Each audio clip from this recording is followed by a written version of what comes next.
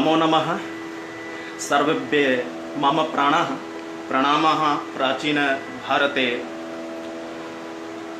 भारतीय परंपरायाः निर्वहनं कुर्वन्तः स्मः वयम् अपि। एतस्याः परंपरायाः दर्शनं जायमानमस्ति। अस्मिन् अवसरे सन्ध्याकाले संस्कृतभारत्याः जयपुर प्रान्तेन सञ्चाल्यमानायाम् अस्यां सत्कथा मन्दाकिन्याम् इति परंपरायां सर्वेषां हार्दं स्वागतम् अभिनन्दनं च। भवद्भ्यः सर्वेभ्यः समुत्सुकेभ्यः उत्साही जनेभ्यः कथाश्रोतृभ्यः रसास्वादिकेभ्यश्च सर्वेभ्यः प्रस्तूयते इयं मनोहारिणी नूतना कथा। कौटिल्यद्वारा अपराधिनः अन्वेषणं क्रिमिनल इन्वेस्टिगेशन अनुसंधानं चाणक्यस्य ऐसा एक काचित् कथा वर्तते। बान्धवाः, प्राचीन भारते मगध नाम्ना एकः प्रसिद्धः महाजनपदः आसीत्। मगधस्य राजधानी पाटलिपुत्रः आसीत्। जानन्ति भवन्तः एव? आम्, सत्यं, पाटलिपुत्रः। एकदा पाटलिपुत्रे एतादृशः एव सन्ध्याकालः। रात्रिः जायमाना एव आसीत्। मगध महाजनपदस्य सम्राजः चन्द्रगुप्तस्य राजप्रासादस्य प्रमोद नर्तकीनां पादनुपुराणां छन छन इत्यस्य संगीतस्य च मधुरः ध्वनिः श्रूयते स्म। राजसभायां सम्पूर्णं दिनं समाप्य अस्मिन्नेव स्थाने अर्थात् प्रमोद इति कक्षे सम्राट चन्द्रगुप्तः स्वश्रान्तिम् अपकरोति स्म। सर्वदा इव अमात्यः राजसभायाश्च अन्ये अधिकारिणः सम्राज चन्द्रगुप्तेन सह प्रमोद कक्षे समुपस्थिताः आसन्, यत्र श्रूयते स्म। आनन्दस्य अनुभूतिः भवति स्म।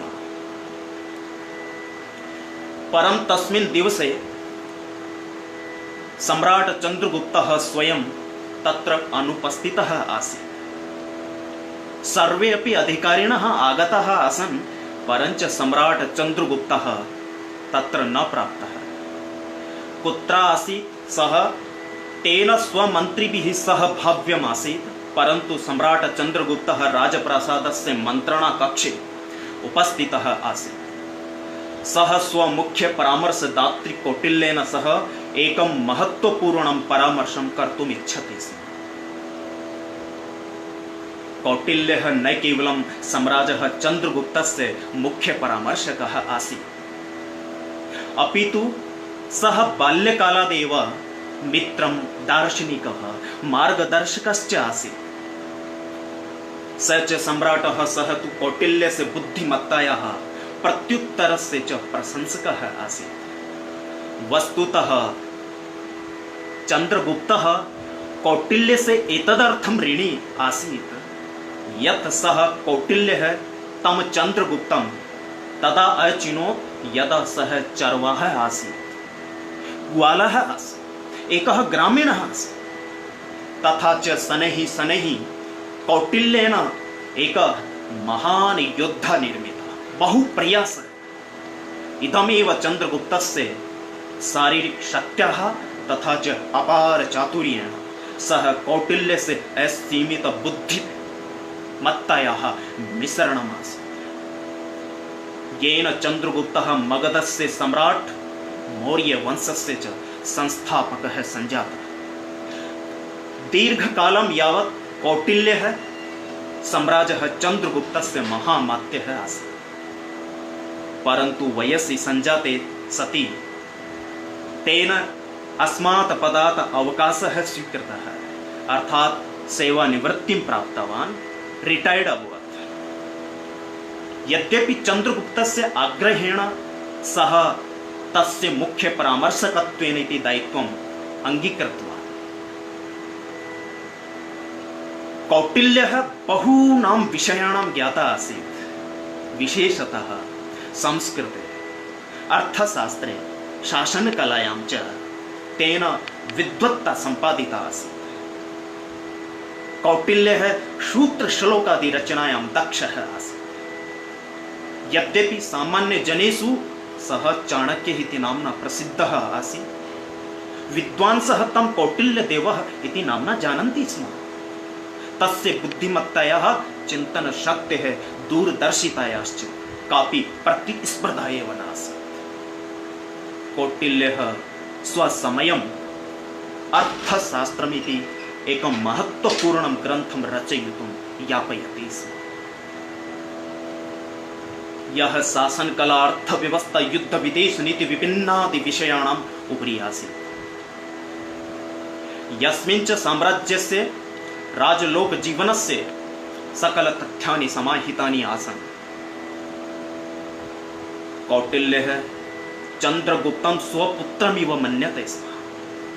अतः तस्य हृदये चन्द्रगुप्तस्य कृते किञ्चित् विशिष्टं स्थानमासीत्।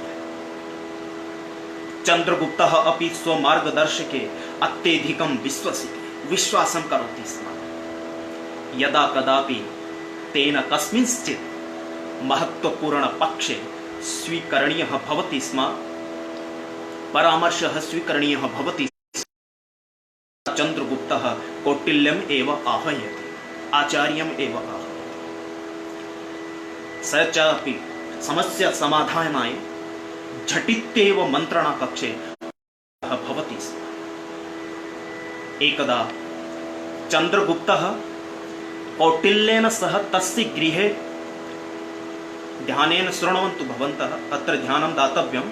एकदा चन्द्रगुप्तः कौटिल्येन सह तस्य गृहे मेलितुम् इच्छति स्म, परन्तु कौटिल्यः तम् एतत् कर्तुम् अवरोधितवान्। किमर्थम्? यतोहि अनेन सम्राजः प्रभुसत्तायां प्रश्नचिह्नः उत्थापितः स्यात् कदाचित्। सः स्वयमेव चन्द्रगुप्तेन सह मेलितुं राजप्रासादं गतवान्।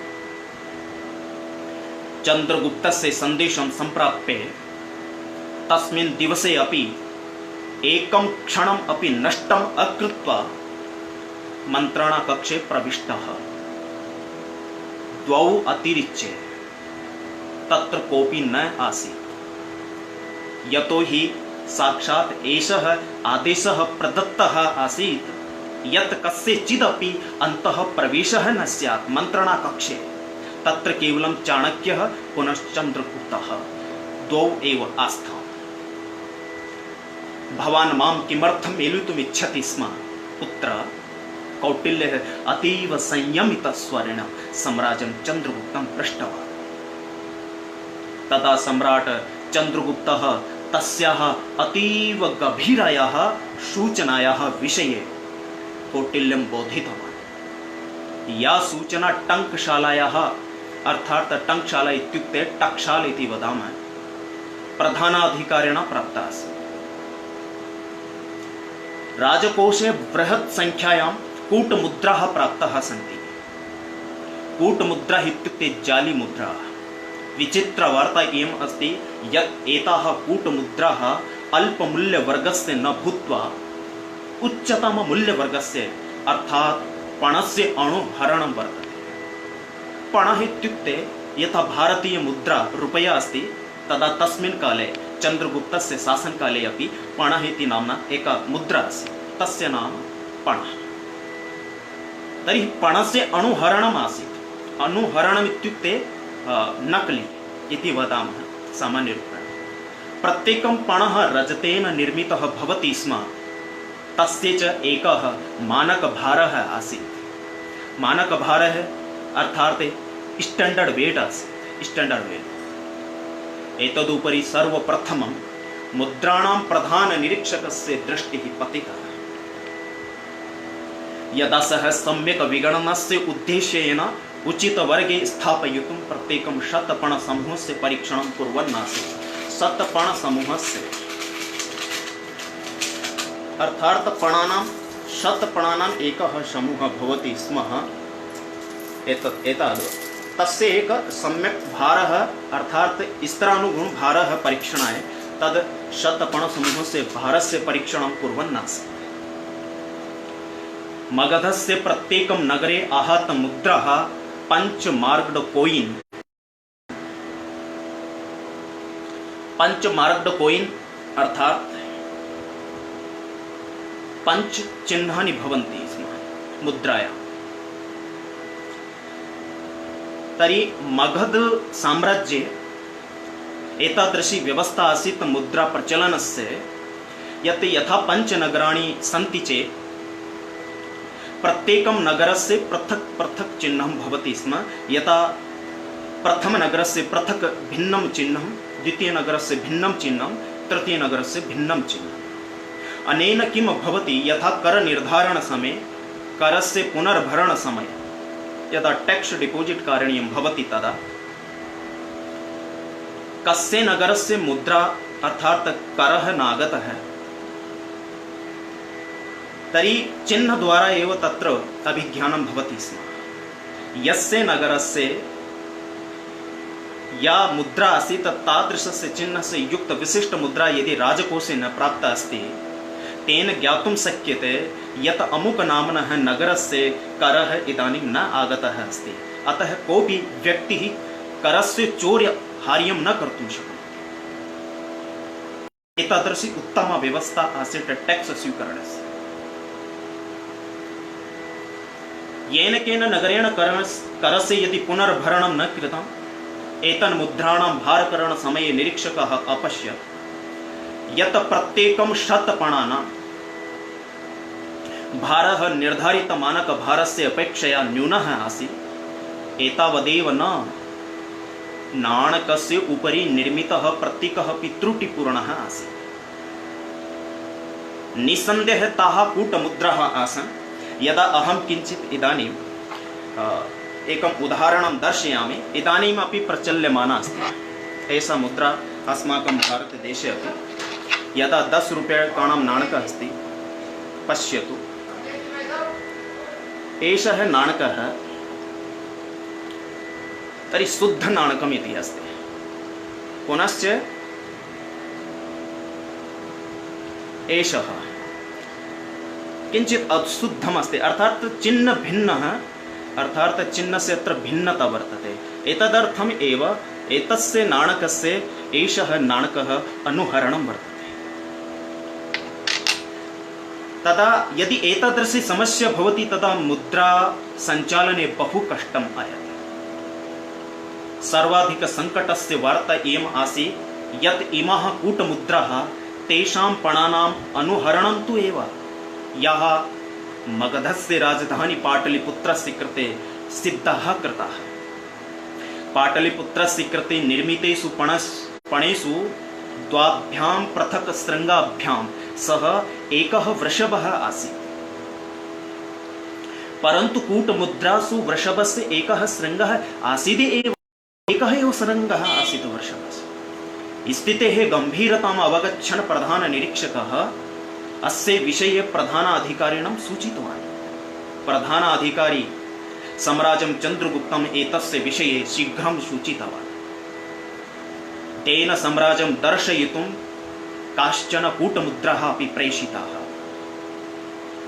अहम् एताः कूटमुद्राः दृष्ट्वा आश्चर्यचकितः अभवम् इति सम्राट् चन्द्रगुप्तः उक्तवान्। इदमेव कारणं यत् अहं शीघ्रमेव भवन्तम् आहूतवान्। अहम् इच्छामि यत् भवान् अपराधीनं ग्रहीतुं मम सहयोगं कुर्यात्। कौटिल्यः द्वित्राः कूटमुद्राः हस्ते स्वीकृत्य निरीक्षितवान्, उक्तवान् च इमाः कूटमुद्राः राजकोषे आगताः सन्ति, परन्तु अयं सम्भवः नास्ति यत् एतावत्यः कूटमुद्राः कररूपेण एकव्यक्तेः द्वारा पुनर्भरिताः कृताः स्युः। यदि इदम् अभविष्यत् तर्हि अपराधी निश्चयेन चिह्नितः, अर्थात् आइडेंटिफाई गृहीतश्च अर्थात अरेस्ट अभविष्यत्। निश्चित रूपेण एताः कूटमुद्राः कररूपेण अनेक व्यक्तिभिः प्रस्तुताः सन्ति। संभवतः वितरणात् पूर्वमेव कूटमुद्राः मूलमुद्राभिः सह मिश्रिताः स्युः।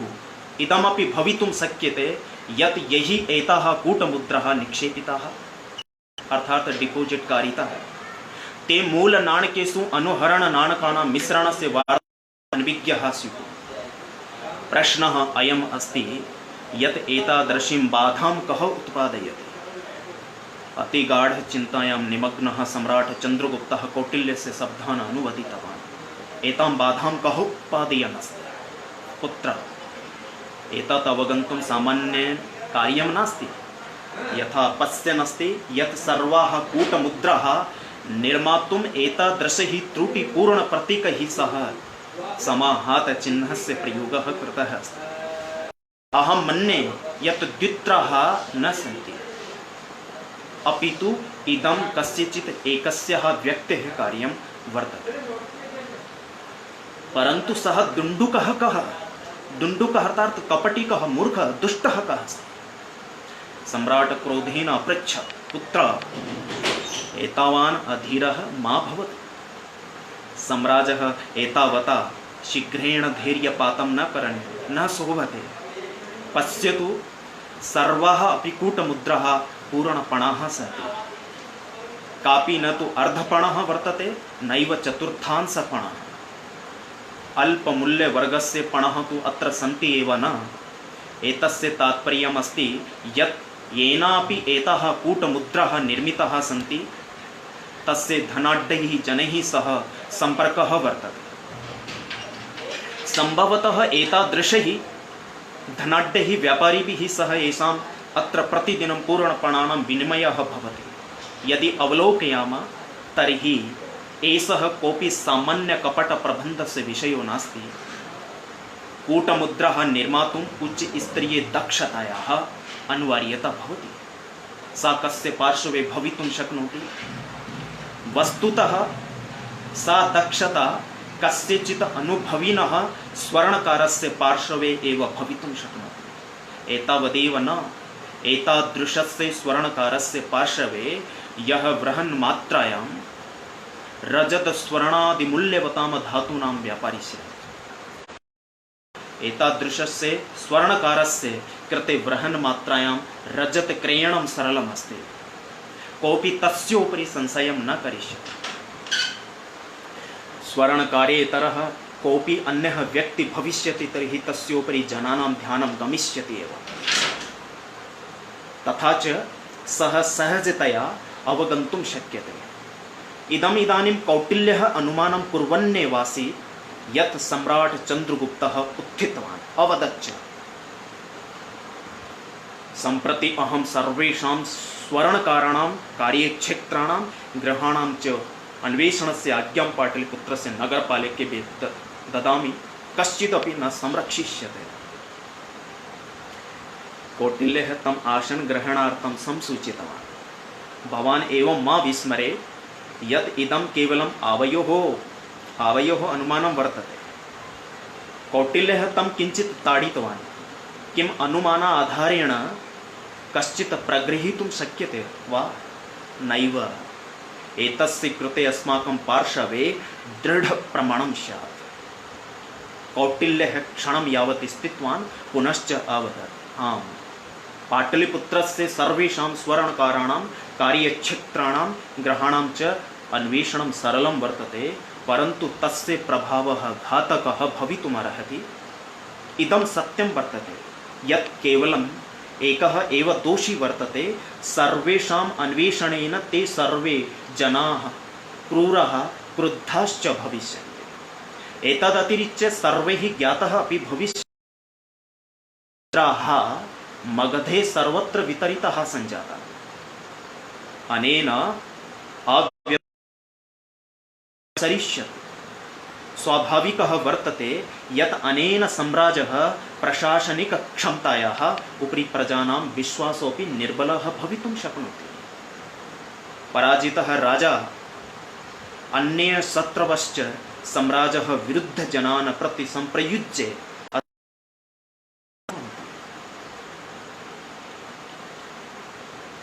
एवं प्रकारेण एतस्य इतोपि भयंकरः परिणामः भवितुमर्हति।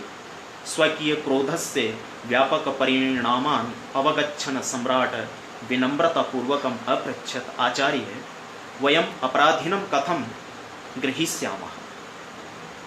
पश्यामि किं कर्तुं शक्यते। इदं वदन् कौटिल्यः उत्थितवान्। सम्राजः अनुमतिं स्वीकृत्य मन्त्रणा कक्षात् बहिरागतः। कौटिल्यस्य शब्दः विश्वासयुक्तः आसीत्।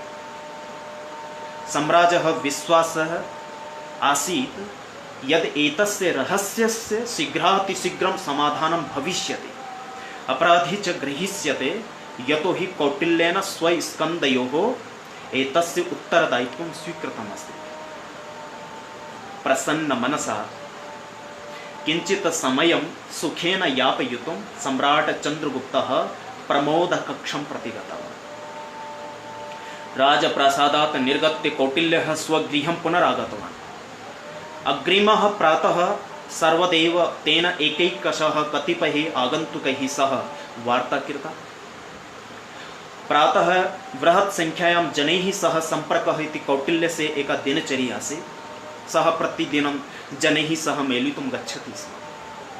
स्वसमस्यायाः निराकर्तुम् एवं च तस्य अमूल्य परामर्शं स्वीकर्तुम् अनेकैः जनैः सह कौटिल्यः मिलति। कस्यचिदपि ज्ञानं न आसीत् यत् एषः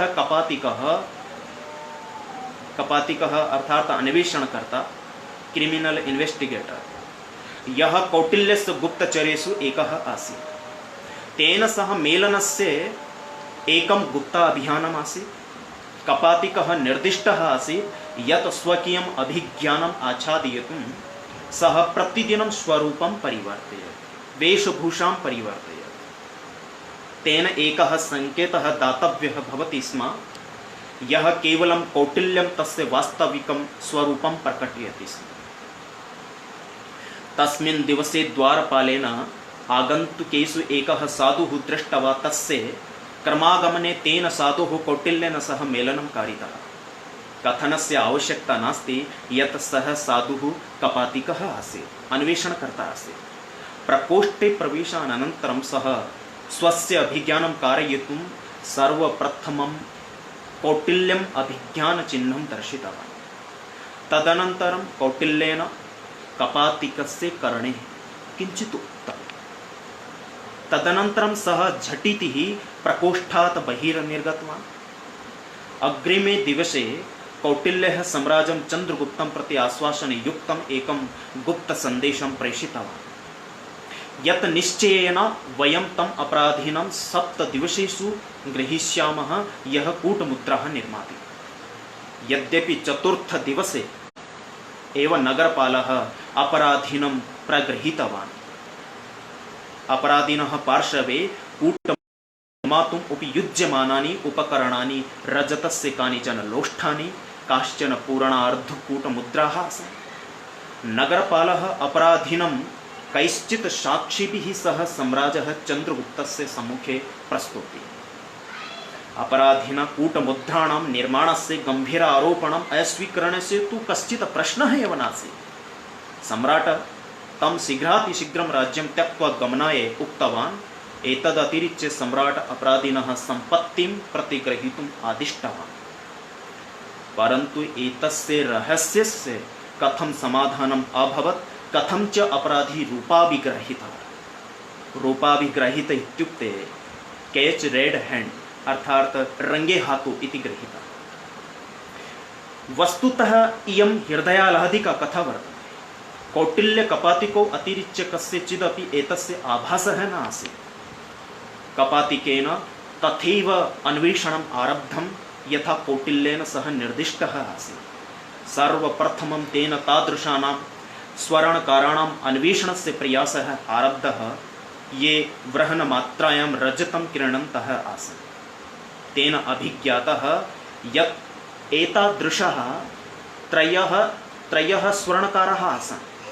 इदानीं कथा ध्यानेन श्रोतव्या। त्रयः स्वर्णकाराः आसन्। कौटिल्यस्य द्वितीय निर्देशस्य अनुपालनं कृतम्। तेन कपातिकेन तेषु त्रिषु स्वर्णकारेषु एतत् अन्वेष्टुं प्रयासः कृतः यत् बृहत् मात्रायाम् अंगारकोष्ठः संगृहीतः, अर्थात् अंगारः कोयला इति संगृहीतः।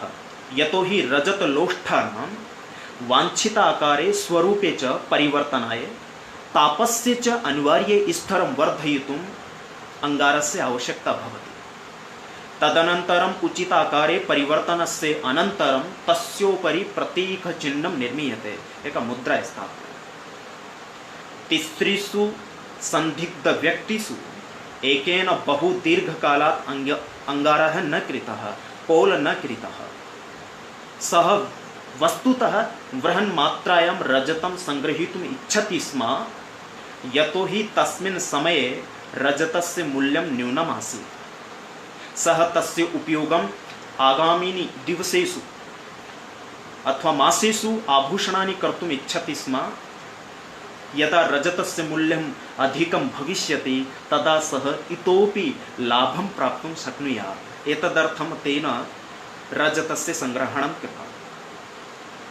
तदनन्तरं कौटिल्यः कपातिकम् उक्तवान् यत् सः अन्ययोः द्वयोः स्वर्णकारयोः दृष्टिं कुर्यात्। ध्यानं ददातु, यः प्रथमः स्वर्णकारः आसीत् सः रजतस्य संग्रहणं कृतवान्, परन्तु अग्रिमे दिवसेषु लाभार्थमेव कूटमुद्रा निर्मातुं न कृतवान् अस्ति। कपातिकेन तथैव कृतं। तेन ज्ञातः यत् द्वितीय बृहन्मात्रायां रजतः अपि कृतं, रजतं स्वर्णश्च द्वयमपि कृतं, परन्तु स्वस्य कृते न, महामात्यस्य कृते। यतो हि तस्य एकस्याः पुत्र्याः विवाहः आसीत्। तेन विभिन्नाभूषणानां निर्माणस्य कार्यं प्राप्तम्। एतावदेव न, सः पाटलिपुत्रस्य प्रतिष्ठितः स्वर्णकारः आसीत्। तस्य पार्श्वे मगधस्य नगरेभ्यः अपि आभूषणप्रेषणस्य अभ्यर्थना डिमाण्ड् आगच्छति स्म। तस्य च व्यवहारे काचित् असामान्यवार्ता अपि न दृष्टा। कपातिकस्य प्राप्तसन्देशेन किञ्चित् क्षणं यावत् कौटिल्यः विचारितवान्। तथा अयं निष्कर्षः निष्कासितः यत् सम्भवतः तृतीयः स्वर्णकारः एव अपराधी वर्तते।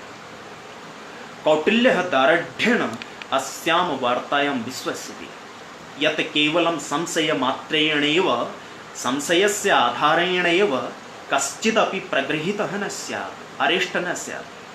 केवलं दृढप्रमाणेन कमपि प्रगृहीतुं न्यायसङ्गतः भवितुम् अर्हति। कौटिल्यः इदमपि अनुमानम् अकरोत् यत् संदिग्धस्वर्णकारः कूटमुद्राः केवलं रात्रौ एव निर्माति। कूटमुद्राः केवलं रात्रौ एव निर्माति, यतो हि कस्यचिदपि ध्यानं तस्योपरि न गच्छेत्। यदि एतद् एव अस्ति तर्हि रात्रौ दीर्घकालं यावत् कार्यकरणस्य लक्षणानि तस्योपरि प्रातः काले परिलक्ष्यन्ते। कौटिल्यः कपातिकम् उक्तवान् यत् सः इदं पश्येत् यत् किं संदिग्धस्वर्णकारः स्वकार्यशालायां दिवसे, रात्रौ न, दिवसे उन्निद्रः भवति। आरात्रिकार्यकरणेन किं तस्य रक्तनेत्रे स्तः, किञ्च तस्य शरीरस्य, सम्पूर्णशरीरस्य अंगारस्य चूर्णं भवति, विशेषतः प्रातः काले। पाटलिपुत्रे यथैव न आसीत्, कपातिकः संदिग्धस्वर्णकारस्य गृहस्य पृष्ठतः, एकस्य निकुञ्जस्य पृष्ठतः गुप्तरूपेण स्थितः। कपातिकः ज्ञातवान् यत् तस्याः व्यक्तेः नाम सुभद्रः आसीत्। सुभद्रः कीदृशः शोभनं नाम, कीदृशं नाम अस्ति, कपातिकः चिन्तितवान्। यतो हि स्वस्य क्रुद्धस्वभावेन ग्राहकैश्च सह अभद्रव्यवहारेण सः एतादृशस्य नाम्नः अनुरूपः न आसीत्। निस्सन्देहः सः एकस्याः उच्चकोटेः निपुणः शिल्पी आसीत्, परन्तु स्वस्य रुक्षव्यवहारस्य तथा च निर्धारितसमये आभूषणानि प्रेषणस्य कारणेन सः कतिपयान् ग्राहकान् अपि विलोकितवान्। तदर्थमेव सः आर्थिकरूपेण चिन्तितः आसीत्। यद्यपि कपातिकस्य परीक्षणस्य सर्वाधिकः हृदयाह्लादकः भागः अयम् आसीत् यत् सुभद्रेण रजतस्य अनेकानि लोष्ठानि क्रीतानि, बृहन्मात्रायां च अंगारः क्रीतः। यद्यपि तस्य पार्श्वे आभूषण निर्माण डिमांड न आसीत्, सर्वविधं ज्ञातुं प्राप्तेः सति अनन्तरं कौटिल्यः कपातिकम् उक्तवान् यत् सः सुभद्रस्य उपरि इतोपि दृष्टिं स्थाप्य सः कुत्रापि न गच्छेत्, विशेषतः रात्रौ पुनश्च भौरसमये च प्रातःकाले। सुभद्रस्य अवलोकनावसरे कपातिकः अनुभूतवान् कौटिल्यस्य अनुमानं नूनं सम्यक् आसीत्। सुभद्रः दिवसे उन्निद्रायां दृष्टः, तस्य नेत्रद्वयमपि रक्तरञ्जितमासीत्। मन्ये रात्रौ विलम्बेन कारणात् सः सूक्ष्मतया दृष्टवान् यत् प्रातःकाले सुभद्रस्य वस्त्रेषु शरीरस्य अनावृत्तभागेषु च सर्वत्र अंगारचूर्णः प्रसरितः आसीत्। अंगारचूर्णस्य स्वच्छीकरणार्थं सः सुभद्रः प्रातः शीघ्रमेव स्वगृहस्य पृष्ठभागे निर्मिते एकस्मिन् तडागे स्नानार्थं गतवान्। कपातिकेन दृष्टः यदा सुभद्रस्य पारिवारिकजनाः रात्रौ शयनार्थं गतवन्तः, तदनन्तरं सः पृष्ठद्वारात् गृहात् बहिरागतः। तदनन्तरं सः स्वस्य रिक्तगोशालायाम्, एका गोशाला आसीत् सा रिक्ता आसीत्, तस्यां रिक्तगोशालायाम् एकेन बृहद्द्वारयुक्तस्यूतेन सः तत्र प्रविष्टवान्। गोशालायाः वातायनस्य अन्तः पश्यन् एकस्मिन् छिद्रे कपातिकः स्यूतम् उद्घाटयन्तम् आभूषण निर्माण समये प्रयुज्यमानानि विभिन्नानि यन्त्राणि, रजतस्य कानिचन लोष्ठानि च निष्कासयन्तं सुभद्रम् अपश्यत्। गोशालायाः एकस्मिन् कोणे अंगारस्य चूर्णः से स्तूप, बृहद् स्तूपः से स्थाणुः आसीत्, ढेर आसीत्। गोशालायां प्रवेशानन्तरं सुभद्रः एकं मृत्तिका दीपकं प्रज्वालितवान्, अंगारं ज्वालितवान्, पूर्ण एकाग्रतया च कूटमुद्रायाः निर्माणम् आरब्धवान्। सूर्योदयात् पूर्वमेव सः पूर्णस्यूतेन सह पुनः स्वगृहम् अगच्छत्। तदनन्तरं तडागे स्नानम् अकरोत्। कपातिकेन यत्किमपि दृष्टं तत्सर्वं कौटिल्यस्य पार्श्वे गत्वा उक्तम्। संयोगवशः एतत् तस्य परीक्षणस्य तृतीयं दिनम् आसीत्। कौटिल्यः सम्प्रति कपातिकं निर्दिष्टवान् यत् रात्रौ यदा सुभद्रः कार्यरतः स्यात् तदा गोशालायाः कुट्टङ्कम् अग्निना ज्वालयेत्। कुट्टङ्कम् अर्थात् छप्पर, गोशालायाः उपरि कुट्टङ्कम् इति। परन्तु तस्य प्रग्रहणं कथं कुर्यामः? कपातिकः पृष्टवान्। अनेन भवतः किमपि औचित्यं नास्ति कपातिक, भवान् भवतः एव कार्यं करोतु, अहं पश्यामि सर्वम् इति कौटिल्यः उक्तवान्। सायंकाले कौटिल्यः नगरपालं सूचितवान् यत् सुभद्रस्य गृहं परितः इतोपि आरक्षकान् नियोजयत्। प्रतिदिनमेव सुभद्रः अर्धरात्रौ तूष्णीं भूत्वा सः स्वगृहात् बहिरागतः। तदनन्तरं गोशालायां प्रविष्टवान्, कूटमुद्रायाः निर्माणकार्यम् आरब्धवान्। किञ्चित् समय पश्चात् जनानां क्रन्दनस्य ध्वनिः आगतः, अग्निः अग्निः अग्निः इति। सुभद्रः अपश्यत् यत् तस्य गोशालायां कुटङ्के सर्वत्र अग्निः प्रज्वलिता अस्ति। इदं सङ्कटम् आभासयन् सः शीघ्रमेव सम्पूर्णं सामग्रीं स्यूते स्थापितवान्। एवं च गोशालातः बहिरागतः, झटिति धावनं कृतवान्। गोशाला तु पूर्वमेव सम्राजः आरक्षकैः प्रतिवेशिभिश्च बद्धपरिकरा आसीत्, सरौण्डेड् आसीत्। केचन जनाः जलं पातयित्वा उत क्षिप्त्वा अग्निं परशमीयुतुं प्रयासरताः आसन्। यथेव सः बहिरागतः आरक्षकाणां सेनापतिः तं स्यूतम् उद्घाटयितुं परिवर्तयितुं च आदिष्टवान्। कृपया स्वकीयं स्यूतम् उद्घाटयतु। सुभद्रः जानाति स्म यत् आदेशाङ्गीकारम् अतिरिच्य तस्य पार्श्वे अन्य कश्चित् विकल्पः नास्ति। तस्मिन् समये तस्य स्यूतात् कूटमुद्रा निर्माणे प्रयुज्यमानाः सामग्र्यः अर्धकूटमुद्राः च पतिताः। सेनापतिः सुभद्रं नगरपालकाय प्रस्तुतवान्। सः अपराधिनः अन्वेषणस्य चतुर्थः दिवसः आसीत्। अवशिष्टं सर्वं राजसभायाम् अभवत्। अपराधिनः अन्वेषणं कथं कर्तव्यम् इति कौटिल्येन शिक्षणम् इत्यस्य विषये जनाः अनभिज्ञाः आसन्। अग्रिमे दिने कौटिल्यः अपराधिनः अन्वेषणविषये स्वकीय अर्थशास्त्रे इति प्रसिद्धे ग्रन्थे कांश्चन श्लोकान् सूत्राणि च लेखितुं निश्चयम् अकरोत्। एषा आसीत् कौटिल्यद्वारा अपराधिनः अन्वेषणम् अर्थात् क्रिमिनल इन्वेस्टिगेशन इति सुप्रसिद्धा कथा। तस्मिन् काले चन्द्रगुप्तस्य तादृशस्य साम्राज्ये चाणक्य सदृश महान् CID ऑफिसर आसीत्। प्रजाः सर्वाः प्रजाः दुःखिताः न भवेयुः। केवलं यः अपराधी अस्ति तस्य अपराधिनः एव ग्रहणं। इदानीमपि यथा कोरोना जायमानम् अस्ति तर्हि कोरोना निमित्तं यत्र समस्या अस्ति तत्र एव तस्य प्रग्रहणं करणीयं, तस्य उपचारः करणीयः। सर्वत्र जनानां कदाचित् समस्या भवितुम् अर्हति। अतः इदानीं लॉकडाउन किञ्चित् शिथिल्यं प्रति गतम् अस्ति, परञ्च यत्र यत्र समस्या अस्ति तस्याः समस्यायाः निराकरणाय सर्वदा बलेन कार्यं करणीयम्, एकाग्रभावनया कार्यं करणीयं। राष्ट्रं प्रति किं दायित्वम् अस्ति तस्य दायित्वस्य आधारेण कार्यं करणीयम् इति एतस्याः कथायाः उपसंहारः। धन्यवादः। यच्छन्तु आशीर्वादेन सह माम् अनुमतिं। धन्यवादः। नमो नमः।